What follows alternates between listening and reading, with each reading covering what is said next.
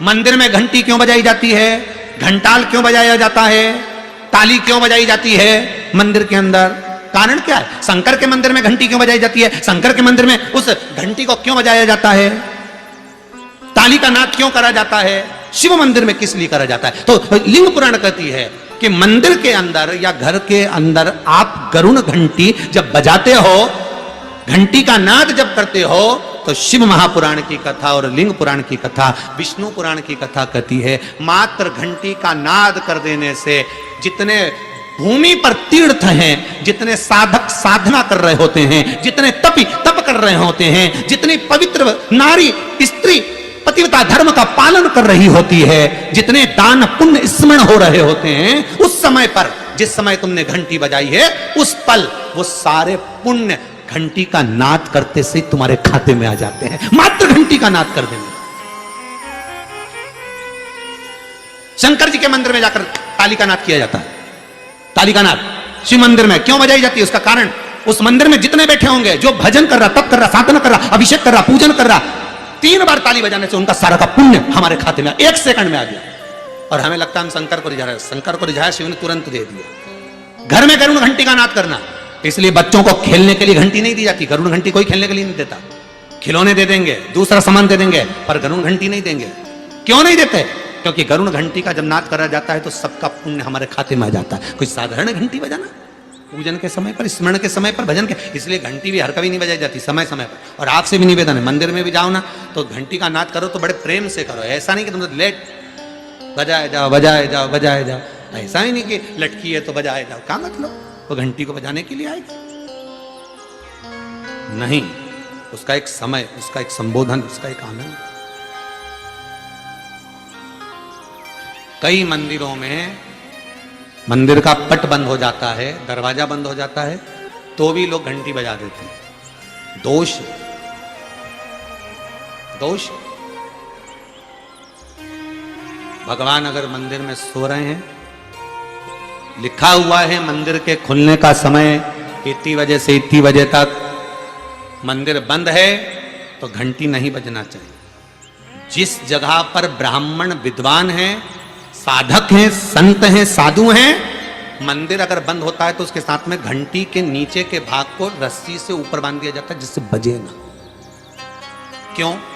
कहते हैं अगर भगवान अगर विश्राम कर रहे हैं, सो रहे हैं, निंद्रावश हैं या पट बंद है, उस समय पट बंद का समय है और घंटी का अगर नाद हो जाए तो कहते हैं 11 ब्राह्मण के भूखे रहने का दोष लग जाता है जीव को, मात्र घंटी बजा देने पर, अगर भगवान विश्राम कर रहे हैं।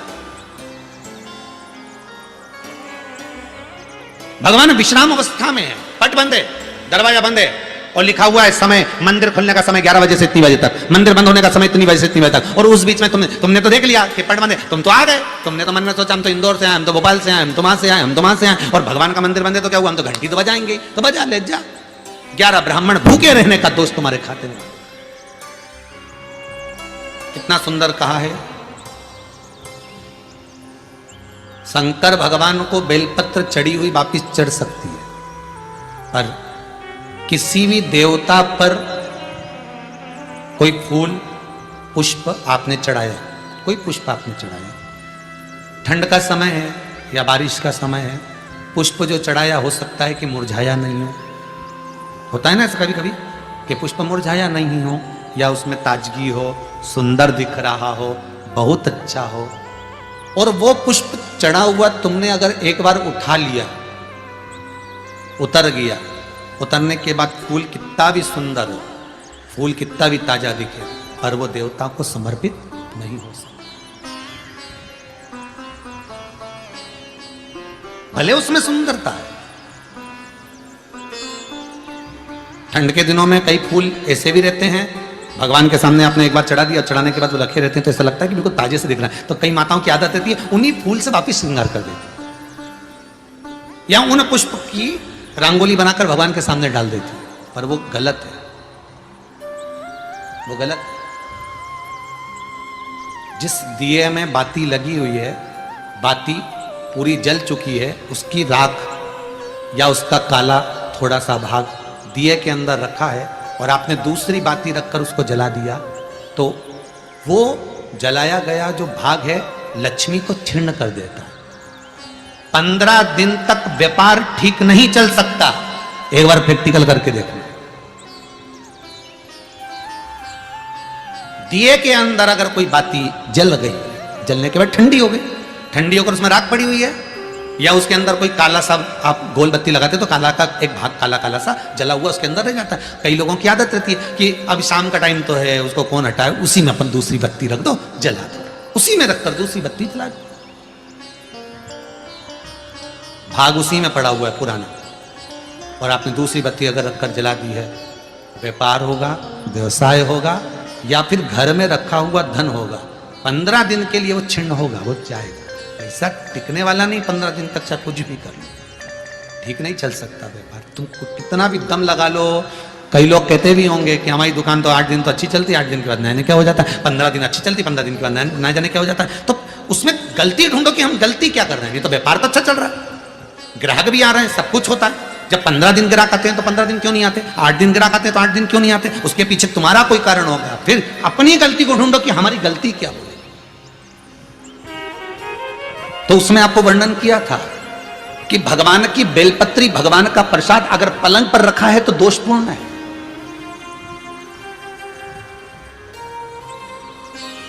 वो दोषपूर्ण है।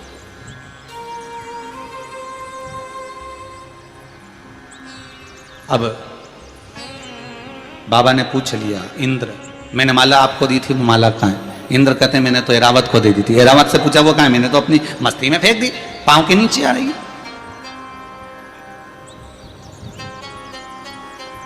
मैं तुझे श्राप देता हूं इंद्र, तो तेरी सत्ता के विमुख होगा।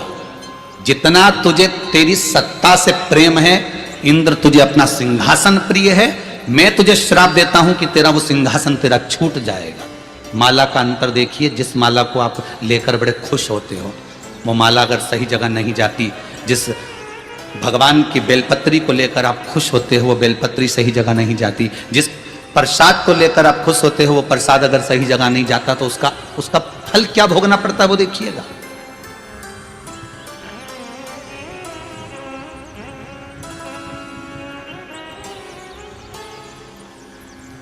एक कथा आपको सुनाते हैं, वो कथा नहीं है, हमारे जीवन का प्रत्यक्ष उदाहरण,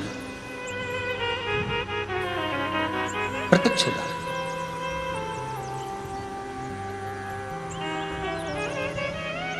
भवानी मंडी में भंवरलाल जी शर्मा रहते हैं, शायद वो कथा सुन रहे होंगे।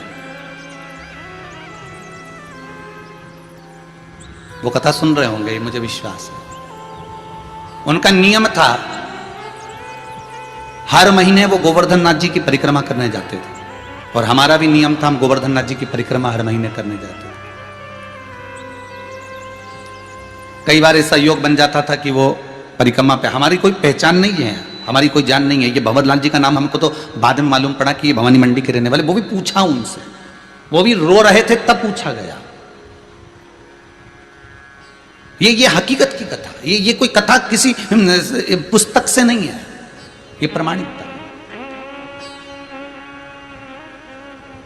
और उनका नियम था, गोवर्धन नाथ जी की परिक्रमा करते, लगाते, भगवान को शाम के समय पर वो बाबा को राजभोग धराते, गिराता दादा। खूब भगवान की सत्ता थी, खूब वैभव था, खूब पैसा था। जितनी बार आते वो आधा पीपा का, एक पीपा का, आधी बोरी का, एक बोरी का, वहां बोरी से राजभोग होता है गिराची में, तो वो भोग लगा देते, ठोर, मोहन थाल, लड्डू सब करते।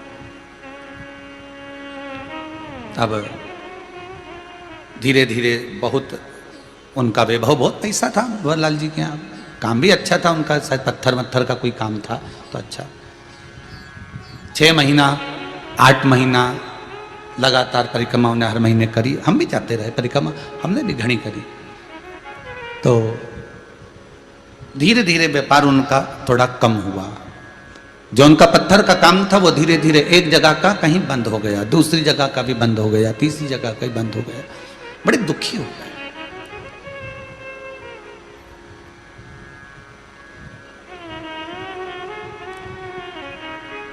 पूंछरी के लोटे के पहले मुकुट शिला आती है, उस मुकुट शिला पर हम बैठे हुए थे और ये भैया निकल कर जा रहे थे और आज ये दोनों पति पत्नी की आंख में आंसू भरे हुए थे परिक्रमा करते करते। अब मुख से निकल गया, भैया आप कौन हो, क्यों रो रहे हो? और वो भी गिरिराज दादा की शरण में रो रहे। जब व्यक्ति भगवान की शरण में रहता है, भोलेनाथ की शरण में रहता है, ठाकुर की शरण में रहता है, मेरे कृष्ण की शरण में रहता है, मेरे गोवर्धननाथ जी की शरण में रहता है, मेरे राम की शरण में रहता है, तो उसकी आंख में तो आंसू आना ही नहीं चाहिए। फिर आप क्यों रो रहे?